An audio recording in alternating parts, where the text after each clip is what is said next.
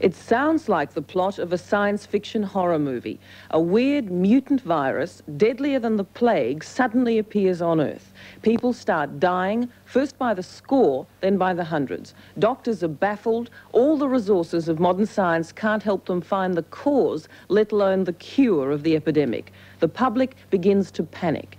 It sounds like science fiction, but it's not. The name of this new plague is AIDS, AIDS, and it's now begun to appear in Australia.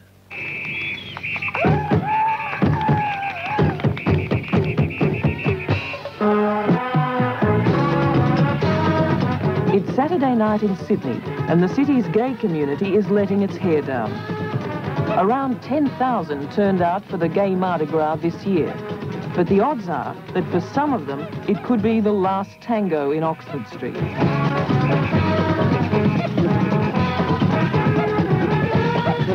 Behind the glitter and the gaiety is the knowledge that a terrible new disease is ravaging homosexual communities like this across America.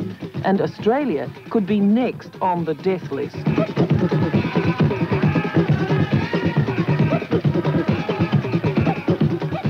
Kill 25% of our people. Now, that's a very, very dangerous situation for us.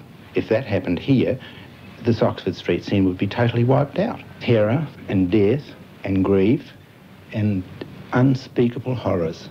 And we should be very, very careful that we don't unleash those upon ourselves if we can avoid that.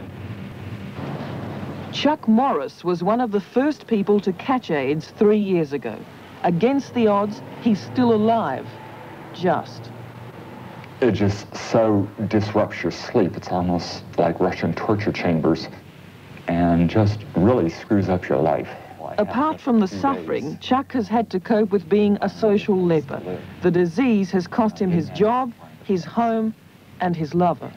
One morning I woke up and there was just this massive bleeding, and they took me to the hospital with a kidney thrombosis, and my kidney system had just completely shut down. My landlord refused to renew the lease. He refused to accept any rent. Why? Because the money-hungry bastard was afraid that I was going to die in his apartment. To see this god-awful, big, huge red and white eviction notice posted on the door of my flat by the sheriff's department, I mean, it was an incredibly humiliating experience. Chuck, you've had AIDS now for 3 years. What you're doing, really, is defying the odds. You really shouldn't be alive. What they're saying privately is that this disease has a 100% mortality rate. Do you then think that you're dying? Yes. You do? Yes. It was in the gay ghettos of San Francisco and New York that the epidemic first broke out. To start with, doctors didn't even have a name for the disease. Then came the first breakthrough. It was here at New York's famous Mount Sinai Hospital that doctors identified this weird disease, a total breakdown of the body's defenses. And it was here too that they named it AIDS. That was 2 years ago. Since then, AIDS has gone from being a medical curiosity to a plague that's terrifying Americans. It's more contagious than hepatitis, and it's deadlier than leukemia. In fact, 500 are dead and 1,000 more are dying. And doctors can't even find the cause, let alone a cure. We're seeing the same patients come in over and over and over again, to the point where the medical community has a phrase for this, for patients who are coming in and continually getting sick, and we can do nothing but watch them slowly die. It's called the wrath of God syndrome. In fact, all researchers are certain of so far is the name, AIDS. It stands for Acquired Immune Deficiency Syndrome. The victims lose the ability to fight off disease and are killed by rare kinds of skin cancer, pneumonia, and other diseases. Dr. John Hassett is Chief of Medicine at Mount Sinai and a member of the team which first identified AIDS, but still has no cure. It's very frustrating. We have We have so little to offer for what's such a devastating illness. We're all groping around in a black box, wondering what it is we're treating and only being able to treat the consequences. 2 years into an epidemic, they don't know the cause and they don't know the cure. Holy moly, how long are we going to have to go through this? Larry Kramer is a New York playwright and a leader of the city's gay community.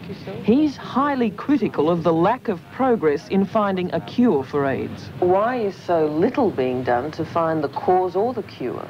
It's because it's perceived as being something that happens to gay men. It's a political hot potato. Nobody wants to touch it. No question. The gay community is now right in the middle of a very serious threat. And it's so serious that threatens our very existence, our continuing existence. But it's not only the gay community that's being decimated by AIDS. As the epidemic spread across America, one by one, other groups began to panic. First, immigrants from the island of Haiti. In fact, at one stage, it was believed that AIDS originated here, the result of some bizarre voodoo ritual. Then, drug addicts began dying of AIDS.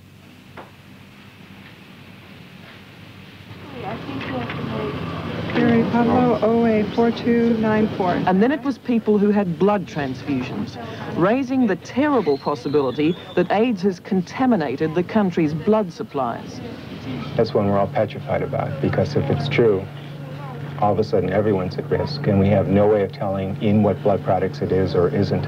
And if we stopped using blood products, the whole medical edifice would all of a sudden crumble. We couldn't support people who are in chemotherapy. People have to go to surgery. It would be devastating for the whole medical structure.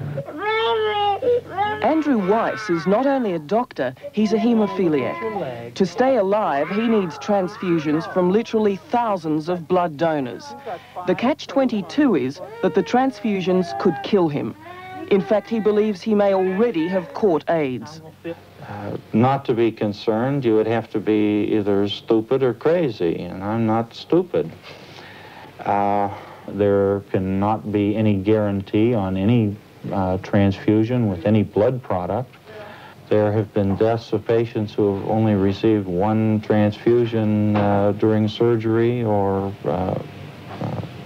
for other purposes too. And this is what doctors were afraid of from the start, that AIDS would spread to the rest of the community. And that's exactly what's happened. Just on a year ago, they made the terrible discovery at this hospital that they had a small child with AIDS. Now, there are about 100 people across the country who, like Aisha, obviously aren't homosexual, aren't Haitians, and aren't drug addicts. So how on earth did they catch this dreadful disease? Kissing and hugging, the normal family-loving relationships, or they got it from their mother prior to birth, while they were still in the womb. Dr. James Oleski is a children's immunologist at St. Michael's Hospital in Newark. Aisha is the 10th baby he's seen with AIDS, and 4 of them have died. Most of the children were at 5 to 6 months that died. What's your personal reaction when you see a child like Aisha with AIDS? Well, like I say, children tug at the heartstrings maybe more than adults, and that's maybe why I'm a pediatrician first and then an immunologist second. Obviously, it's very upsetting when we see children who are clearly the silent, non-consenting victims of a disease that, you know, in adults you could always say, well, at least they were consenting. Whereas they have no choice. Whereas these children have no choice. I mean, their lifestyle is, they were born into it. They didn't have a choice. Oh, it's appalling. It's appalling. I have never, well, I don't know the people who are called to live through periods like this except in time of war. Dunkirk or something like that. It's just, there are also cases of suicide in both cities where patients really, rather than confront the terrible odds, because after 3 years the death rate from Kaposi sarcoma cancer or the pneumocystis pneumonia is something like 86%. So why hang around in misery for 3 years if there's no cure or the cause is unknown. I live in a community where there are people dying every week, where my friends come down, plump, plump, plump. Larry Kramer's friend Ron Dowd was a man with everything to live for. He was handsome, he was fit, he was on top of a career as New York's leading interior designer. Then he started feeling ill. He said, "Am I going to die?" And I said, "I think so." Richard Rusky lived with Ron for 10 years. Now he had to stand by and watch him slowly disintegrate with AIDS. Yeah, sure. He had developed at that point tuberculosis. So they were medicating him with 5 different antibiotics. Well, it was just really, he was in a horrible situation. I thought about it, and I thought that really what they should do is stop giving him medication and just let him die peacefully. There was no point anymore. He wasn't getting any better, he was getting worse, and he was in horrible pain. When he died, they just wrapped him in a sheet and put him in a plastic bag, and the undertaker wouldn't embalm him. Because he was afraid of catching AIDS? Because he was afraid. He told me point blank that he would not touch the body. They wouldn't even dress him. If there is a breakthrough, it'll be because of the work that's being done at the Center for Disease Control in Atlanta. It's here that the work of nearly 100 scientists across the country is being coordinated. It's a massive research effort that's already cost more than $10 million. And it's also here that they best understand the desperate urgency for the search for that mystery bug that's causing AIDS, because every day they get reports of 4 or 5 new victims. There were originally 19 cases in the Los Angeles area. Scientists think that what they're looking for is a brand new virus, and they have a pretty good idea how it's spread, by body fluids, particularly during sex. 9 of those 13 had had direct sexual contact with another case. Dr. James Curran is head of the CDC team that tracked down the sex contacts of just one AIDS carrier. They found he'd infected people across the whole of North America. One of these 40 cases was particularly interesting. He had had over 700 contacts during the prior 3 years, and 8 of those contacts had developed AIDS. Obviously, one can decrease one's chances of being exposed by limiting the numbers of sexual partners that people have. And that is what you would advise the gay community? That's what we recommend for gay men. Even in San Francisco, there are gays who lead quiet suburban lives, the majority of them probably. But there are also gays whose idea of a good night out is a visit to the bathhouse, where they can have anonymous sex with up to 12 different partners a night. And according to doctors, they're the ones who run the greatest risk, the risk of catching AIDS and the risk of spreading it. To gays in the fast lane, the message has gone out loud and clear: slow down to stay alive.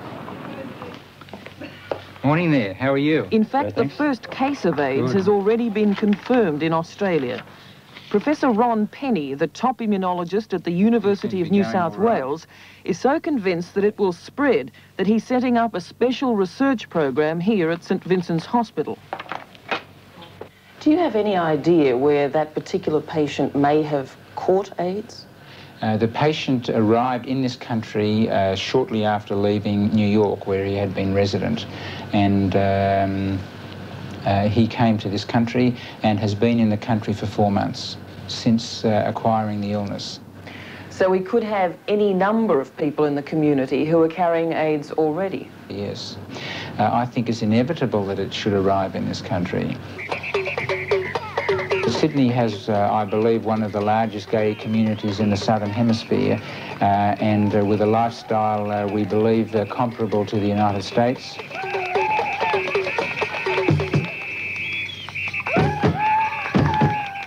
This is not the wrath of God. This is a natural disaster, and it may turn out to be the most horrific international disaster of the century, even worse than the wars if we're not very careful. Paul Dexter is a Sydney businessman and a gay community spokesman. He's terrified of the impact that AIDS could have here. I don't think it's only gays that are going to have to be very responsible. I think all Australians are going to have to be very responsible. My contacts with government have shown me that they are blasé. They don't realise the nature of this disease. They don't realise that it's an uncontrollable plague. And frankly, so far, they haven't done anything about it. And I think that's negligence.